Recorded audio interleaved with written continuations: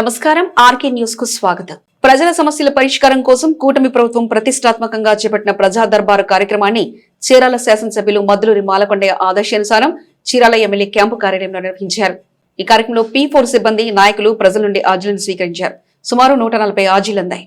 అందిన ఆర్జీలలో ప్రధానంగా ఇంటి నిర్మాణం మరియు ఇంటి స్థలాల కోసం 70, పెన్షన్ల కోసం 50 ఆర్జీలు, ఇతరులు 20 ఆర్జీలు అందాయని తెలిపారు. కార్యక్రమంలో AMC chairman Kauthuvarapu Janardhan, municipal chairman Minchala Sambasivarao, Chirala mandal అధ్యక్షులు Ganji Purushottam, municipal vice chairman Potturu Subbaiah, Chirala పట్టణ అధ్యక్షులు దోగుపర్తి వెంకట సురేష్, చీరాల నియోజకవర్గ మహిళా అధ్యక్షురాలు గుగ్గిలం లలితాకుమారి, పట్టణ మహిళా అధ్యక్షురాలు దర్శి నాగేంద్రమణి, జనసేన నాయకులు గూడూరు శివరాం ప్రసాద్, కూటమి నాయకులు తదితరులు పాల్గొన్నారు. చీరాల పట్టణంలోని విద్యారభర్తి స్కూల్లో సంక్రాంతి పండుగను ఘనంగా నిర్వహించారు. ఈ సందర్భంగా పాఠశాల ప్రాంగణం పండుగ వాతావరణంతో ముస్తాబైంది. విద్యార్థులు సాంప్రదాయ దుస్తులు ధరించి వివిధ సాంస్కృతిక కార్యక్రమాల్లో పాల్గొని ఆకట్టుకున్నారు.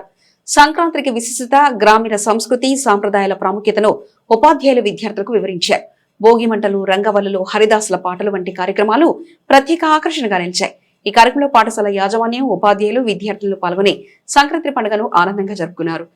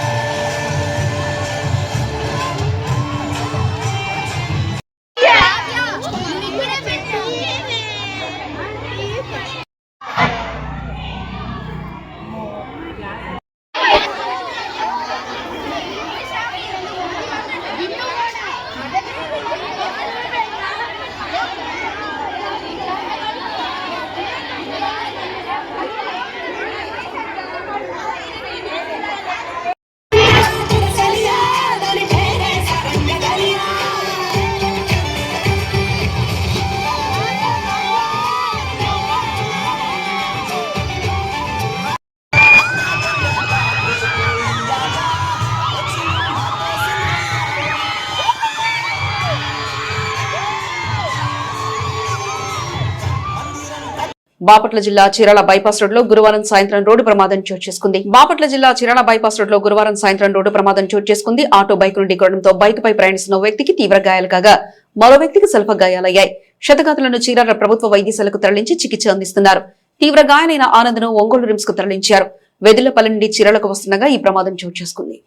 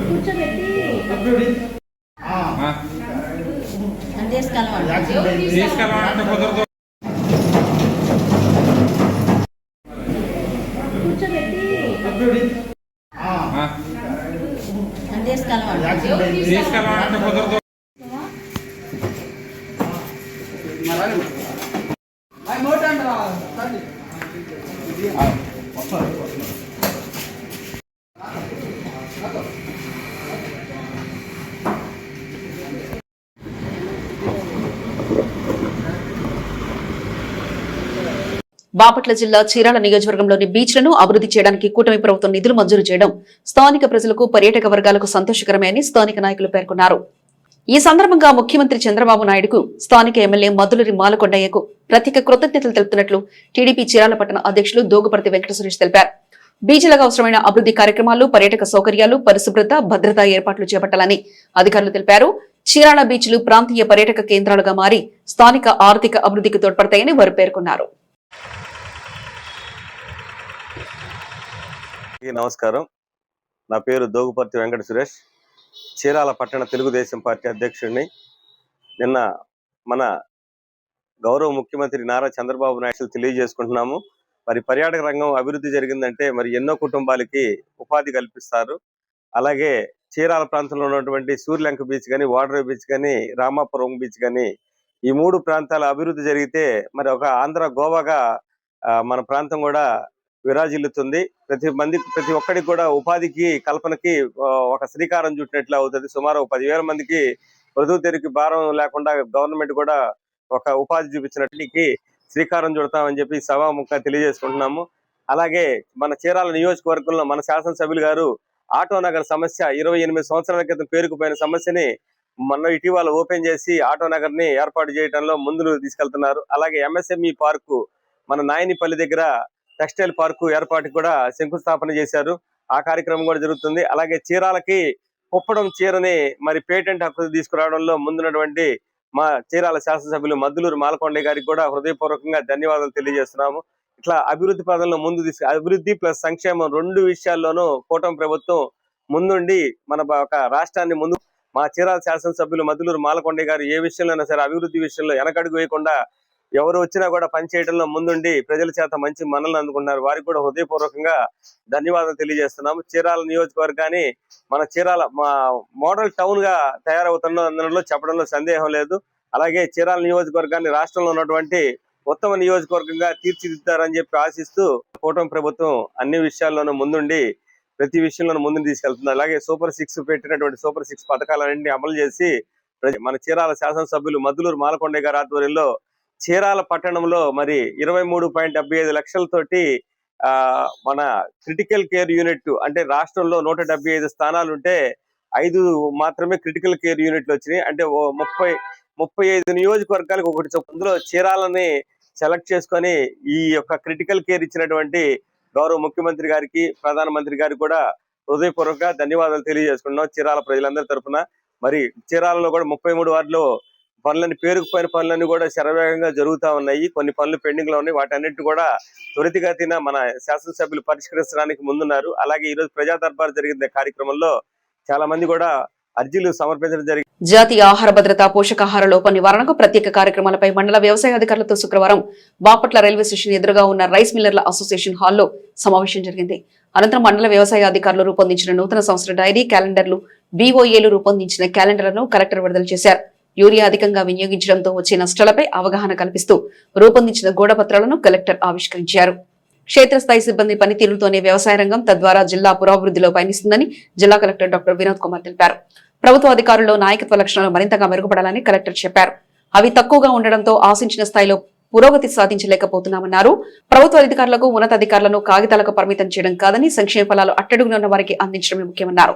పట్టుదల, చిత్తశుద్ధితో పనిచేస్తే జిల్లా ముందుకు వెళ్తుందన్నారు. ప్రభుత్వ విధానాలకు అనుగుణంగా పనిచేయాలన్నారు. వ్యవసాయ రంగంలో ఎప్పటికప్పుడు ఆధునీకరణను సంతరించుకుంటూ అధికారులు బాధ్యతతో విధులు నిర్వహించాలన్నారు. బాపట్ల జిల్లా 20 మండలాలైన తర్వాత వ్యవసాయ శాఖతో తొలి సమావేశం నిర్వహించడం సంతోషదాయకమన్నారు. రైతులకు అందించే సేవలపై రాష్ట్ర ప్రభుత్వం ప్రజాభిప్రాయ సేకరణ, స్పందన తెలుసుకోవడానికి ఐవీఆర్ఎస్ విధానాన్ని ప్రవేశపెట్టినట్లు వివరించారు. ప్రభుత్వం నిశిత పరిశీలన చేస్తున్న విషయాలను అధికారులు గుర్తుంచుకోవాలన్నారు. ఏ గ్రామంలోనైనా ఆర్ఎస్కేలలో సేవలు తక్కువగా ఉంటే వారిపై చర్యలు తీసుకుంటామన్నారు. యూరియా సంక్షోభం నుంచి బాపట్ల జిల్లా బయటకు వచ్చినట్లు జిల్లా వ్యవసాయ శాఖ ఇన్ఛార్జ్ అధికారి అన్నపూర్ణ తెలిపారు. సమస్య పునరావృతం కాకుండా సమగ్ర ప్రణాళికలతో ముందుకు వెళ్తామన్నారు. ఒత్తిడి నుంచి బయటకు వచ్చినట్లు వివరించారు. ప్రభుత్వ విధానాలను ప్రజల్లోకి తీసుకెళ్లాలని సూచించారు. సమావేశంలో వ్యవసాయ శాఖ సహాయ సంచాలకులు ధనరాజ్, మండల వ్యవసాయ అధికారులు తదితరులు పాల్గొన్నారు.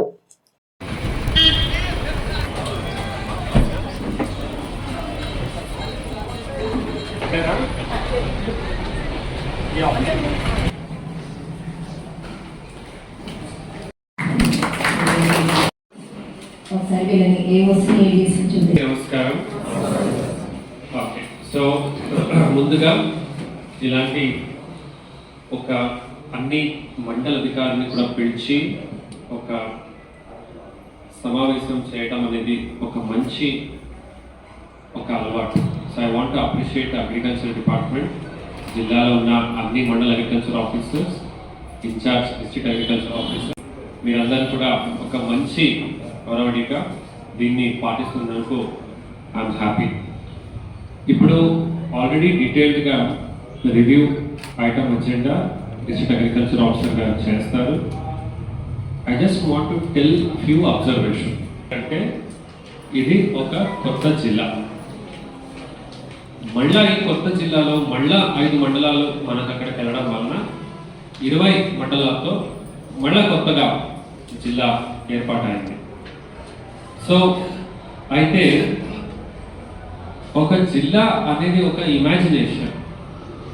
మీరు చిన్నప్పటి నుంచి పలానా జిల్లా, ఆ జిల్లాలో డిస్ట్రిక్ట్ అగ్రికల్చర్ ఆఫీస్ అంటే అప్పుడు జేడీ అగ్రికల్చర్ అని ఉండే.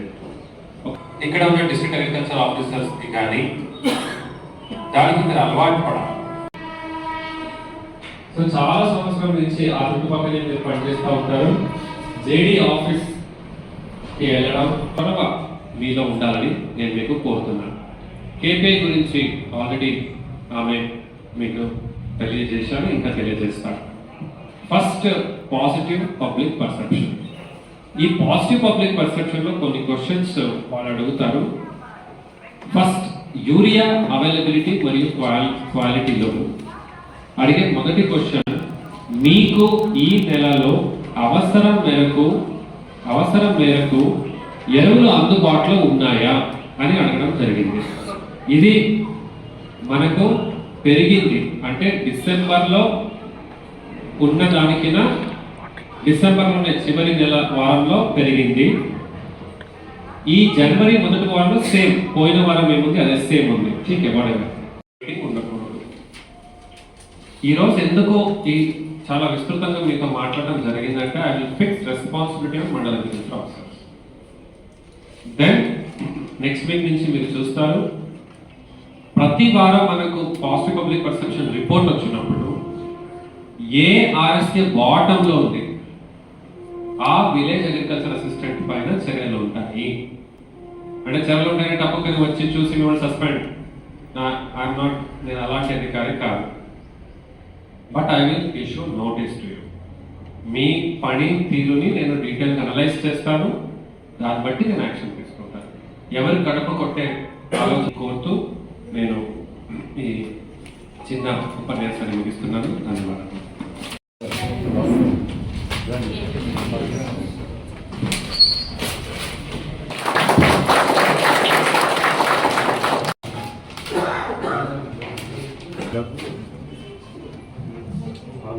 Madam madam